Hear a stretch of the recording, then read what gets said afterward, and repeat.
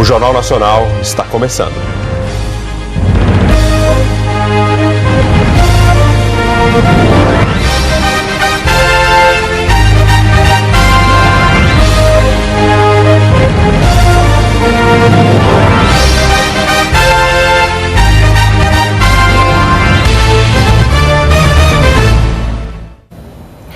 Nós acabamos de receber a atualização do número de mortos. Subiu para 40 nessa tragédia causada pelo rompimento da barragem em Brumadinho, Minas Gerais. 23 pessoas ficaram feridas e mais de 250 ainda estão desaparecidas. Nós vamos falar agora com a repórter Liliana Junger, que está lá em Brumadinho e traz as informações atualizadas para a gente. Oi, Liliana.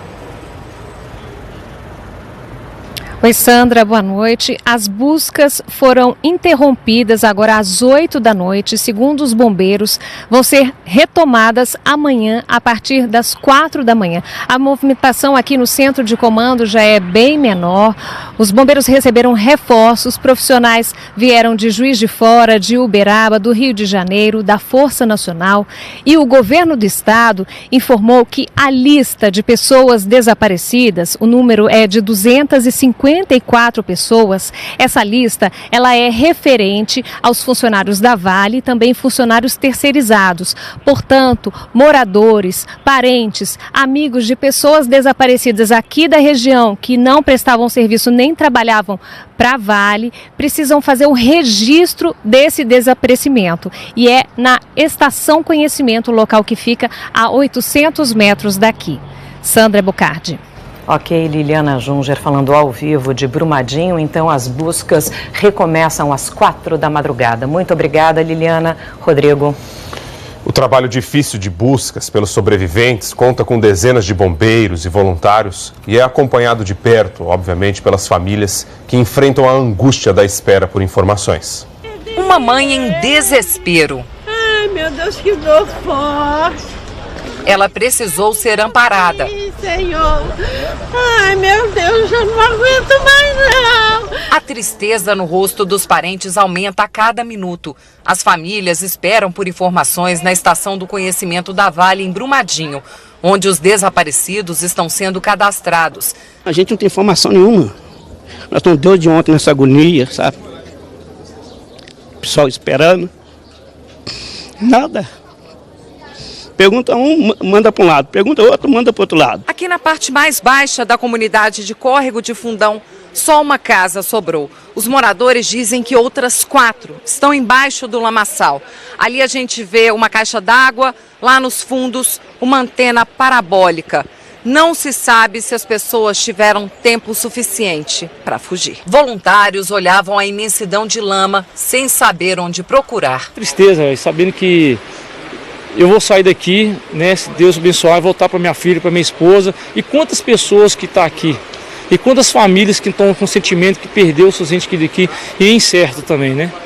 Então o sentimento que pessoas aqui não voltam mais para suas famílias, né? Eles passaram a noite revirando escombros, encontraram animais acuados. Não vão tirar o pé daqui enquanto houver esperança. E a nossa esperança é que acha nessas margens alguma pessoa ainda com vida, né? Que realmente isso vai ser muito gratificante para nós e para todos aqui também. Sitiantes estão impedidos de ir para casa. Eles não sabem quando vão poder voltar. Nós estamos sem almoço, nós vamos servir aqui, está acampado aqui e vamos ficar. Porque a gente não pode entrar em casa sem almoço, todo mundo com fome. E não tem uma resposta da Vale. Hoje os bombeiros conseguiram resgatar alguns sobreviventes, mas também encontraram um ônibus, onde ninguém sobreviveu. Numa atuação do Corpo de Bombeiros, identificamos agora, e por isso ainda não fechamos o número de óbitos, um ônibus que ele estava com algumas pessoas lá no interior, e essas pessoas já foi confirmado que elas estão numa situação de óbito. Como é um local de difícil acesso, precisamos de um maquinário especial para acessar essa estrutura e para retirar essas vítimas. Ainda não fechamos o número de óbitos, mas esse número de óbitos ele irá aumentar. No local onde foi montada uma base para recolher os corpos encontrados, a toda hora chegavam helicópteros.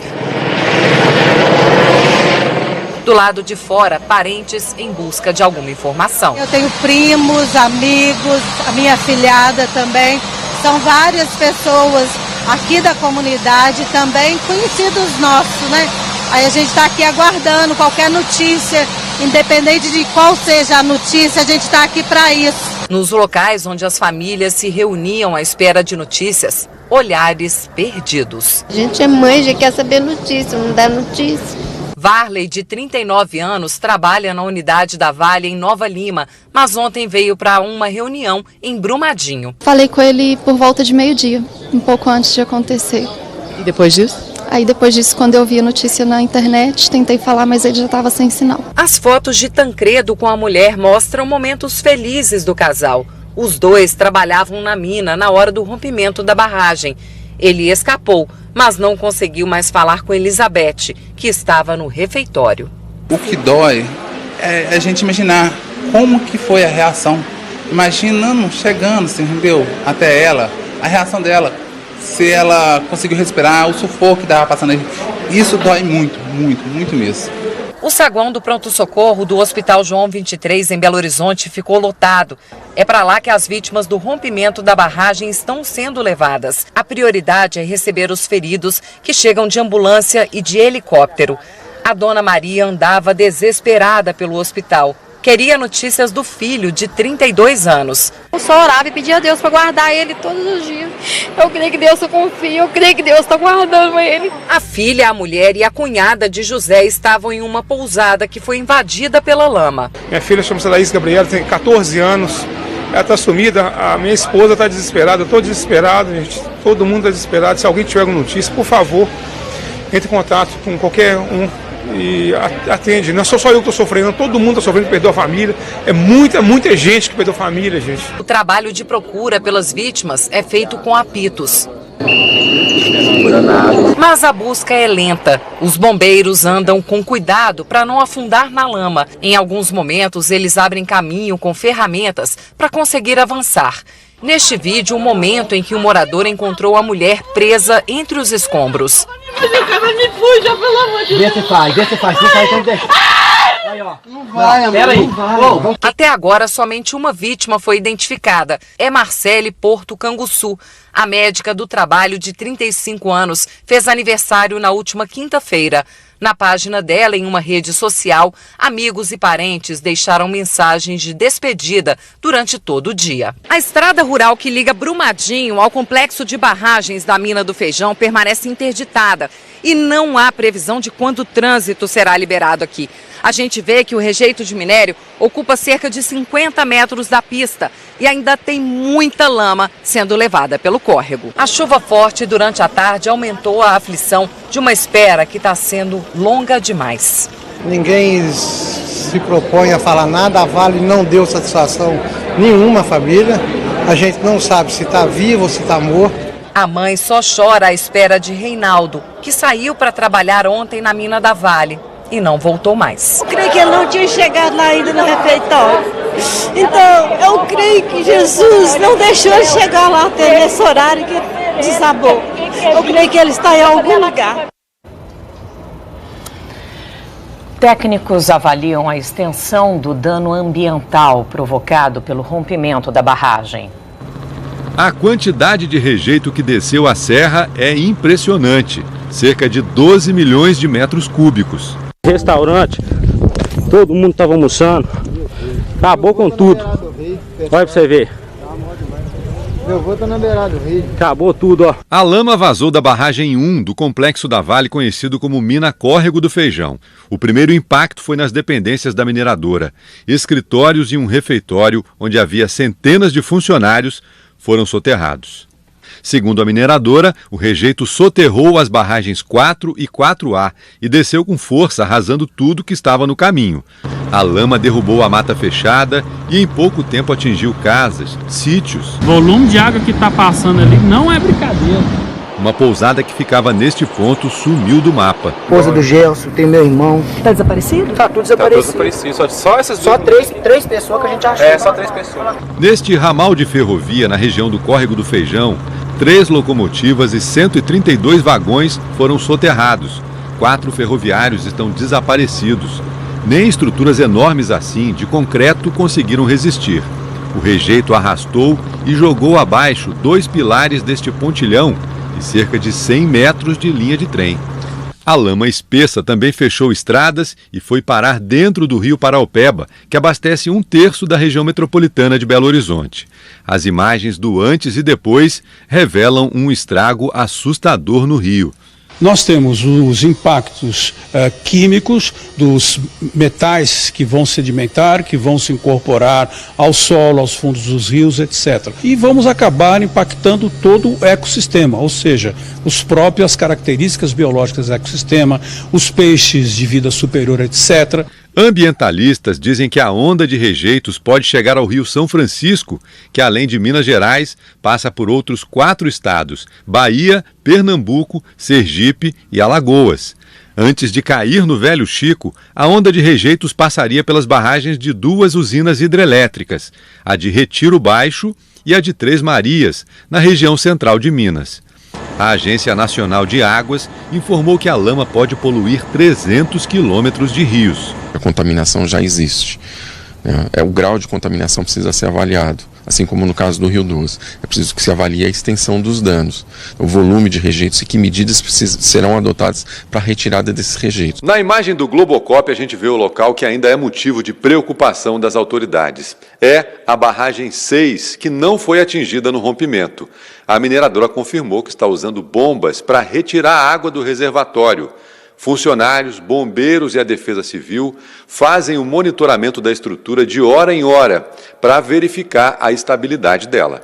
O presidente da Vale disse que a barragem estava inativa desde 2015 e que o material não deve se deslocar muito. O que os técnicos estão me explicando é o seguinte: como essa barragem ela já estava inativa, o material que está dentro dela vai secando. E, consequentemente, o rompimento levou a espalhar um líquido, mas com uma concentração maior de terra seca, o que faz com que ela não tenha um grande potencial de andar. Então, eu creio que o risco ambiental, nesse caso, será muitíssimo menor do que no caso de Mariana. Neste sábado, a Vale teve um novo bloqueio financeiro bilionário determinado pela Justiça e também foi multada pelo IBAMA. A Justiça de Minas Gerais determinou o bloqueio de 5 bilhões de reais da Vale a pedido do Ministério Público. Ontem, a empresa já tinha tido 1 bilhão de reais bloqueados. Vamos cobrar da empresa, não só em juízo, mas vamos tentar buscar administrativamente, para que a empresa responsável, objetivamente responsável por esse dano, não se esconda atrás de processos judiciais que podem demorar anos e anos e assuma essa responsabilidade objetiva, desde logo indenizando as vítimas. O IBAMA aplicou uma multa de 250 milhões de reais, valor máximo pela Lei de Crimes Ambientais. A Polícia Federal e a Polícia Civil Mineira também abriram inquéritos para investigar o dano ao meio ambiente e os crimes contra a vida das vítimas dessa tragédia. A Vale disse que a barragem 1 da mina Córrego do Feijão está desativada desde 2015.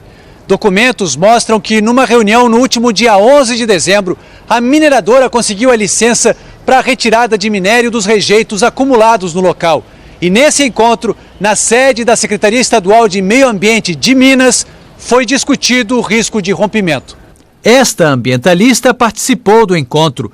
Ela contou que a autorização saiu depois de muito bate-boca e que os representantes do governo de Minas defenderam os interesses da mineradora. Nós alertávamos que não havia como licenciar com tantas pendências e tantas informações omissas ou inverídicas. É aterrador perceber que quem tem o poder, vamos falar da canetada, mesmo depois do rompimento da Samarco, ter continuado com a mesmice e com a mesma postura como se nada tivesse acontecido. Segundo reportagem da Folha de São Paulo, as licenças foram aprovadas por 8-1 e o IBAMA se absteve. O jornal afirma ainda que o representante do IBAMA, Júlio César Dutra Grilo, citou ações que considerava corretas por parte da empresa, mas fez uma alerta. Muita gente aqui citou o problema de Mariana, de Fundão, e vocês têm um problema similar, disse ele.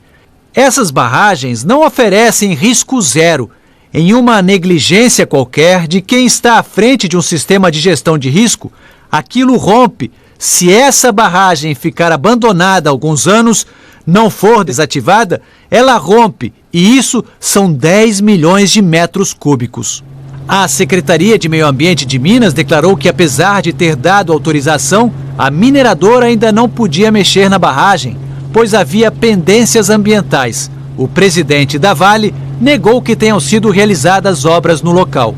Não tem nenhuma obra. Descomissionamento significa simplesmente desligar todo e qualquer equipamento que tenha relação com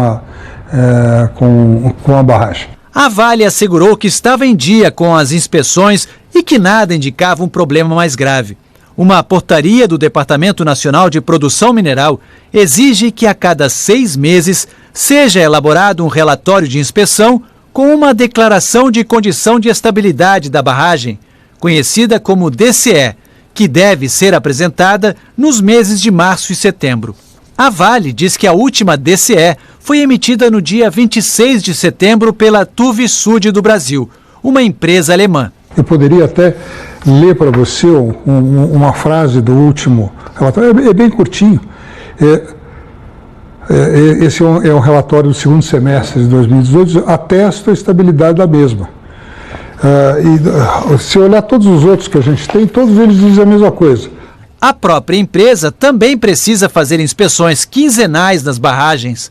A Vale disse que as mais recentes foram nos dias 8 e 22 de janeiro. A última, 3 dias antes do novo desastre. 3 anos e 2 meses separam as duas tragédias em Minas. A de Córrego do Feijão, distrito de Brumadinho, e a de Bento Rodrigues, no município de Mariana. 5 de novembro de 2015, a barragem de Fundão rompeu. O povoado de Bento Rodrigues sumiu do mapa. Mais de 50 milhões de metros cúbicos de rejeitos de minério de ferro vazaram, atingiram o Rio Doce e chegaram ao mar. 19 pessoas morreram. Moradores ainda estão em casas alugadas pela mineradora Samarco. 22 pessoas foram denunciadas. A construção de um novo distrito foi adiada para 2020. Processos e acordos das vítimas se acumulam até hoje.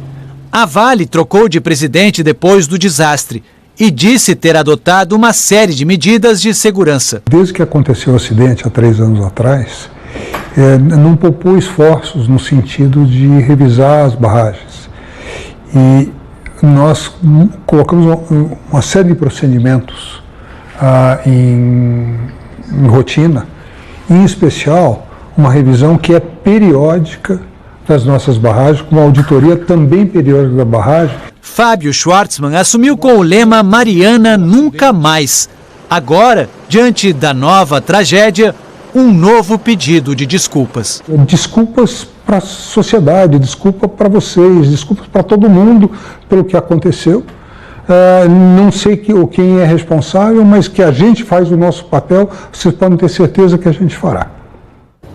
19 mortos em Mariana, até agora 40 mortos em Brumadinho. Em nota, a Vale informou que vai fazer o depósito de R$1 bilhão referente ao bloqueio de ontem. Quanto ao bloqueio de 5 bilhões determinado hoje, a mineradora disse que está avaliando que providências tomar. A Vale afirmou que vai prestar todo o atendimento às vítimas. A empresa alemã TUV Sud confirmou que fez 2 inspeções na barragem de Brumadinho e informou que está colaborando com as autoridades locais. Um relatório da Agência Nacional de Águas mostra que só 3% das barragens do país foram vistoriadas por órgãos de fiscalização. São mais de 24 mil barragens espalhadas pelo Brasil. De acordo com o último relatório da Agência Nacional de Águas, divulgado em novembro do ano passado, houve aumento em relação a 2016. Mas a agência estima que esse número seja 3 vezes maior, porque a maioria das barragens do país ainda não foi cadastrada. Das barragens listadas no relatório, a maior parte é para irrigação, consumo animal, criação de peixes e abastecimento de água. 790 barragens são para contenção de rejeitos de mineração, como a que se rompeu ontem. Um dado preocupante é que mais de 40% dessas estruturas são irregulares, ou seja, não tem nenhum tipo de autorização, outorga ou licença para funcionar. Ao todo, 31 órgãos estaduais e federais atuam na fiscalização. Parece muito, mas se for para somar todos os funcionários desses órgãos, são apenas 154 em todo o país.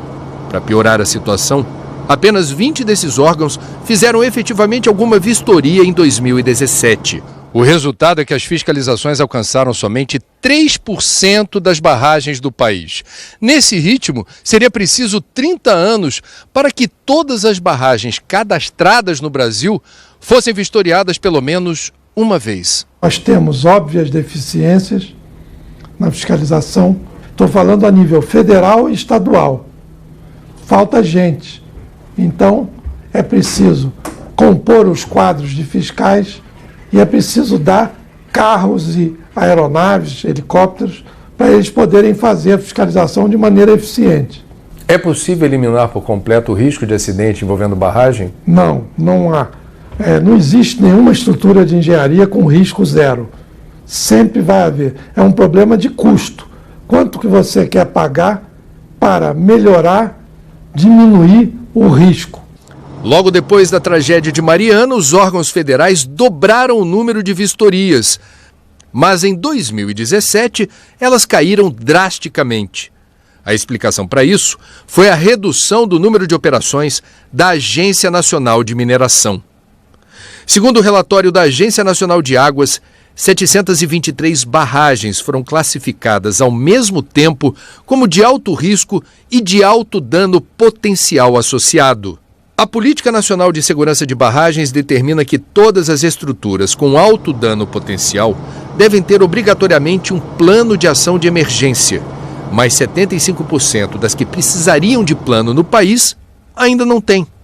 Em 2016, depois da tragédia de Mariana, uma comissão no Senado criada para discutir o assunto concluiu que a fiscalização era falha. A partir daí, foi apresentado um projeto de lei para tornar a política de segurança de barragens mais rigorosa, mas a proposta não chegou a ser votada. Na Câmara, 5 projetos sobre o assunto estão parados. A legislação é fundamental. Então você tem que aprender com os erros e tomar uma posição no sentido de evitar que esses erros voltem a acontecer. Obviamente, você endurecer um pouco a fiscalização melhora. Aumentando a punição, melhora, porque o profissional que aceita fazer uma determinada coisa, ele vai pensar 2 vezes antes de fazer. Então, tem uma série de aspectos que podem ser aperfeiçoados no sentido de você ter mais segurança nesse tipo de projeto. Nós tentamos ouvir a Agência Nacional de Mineração sobre a redução das fiscalizações em barragens em 2017, mas não tivemos.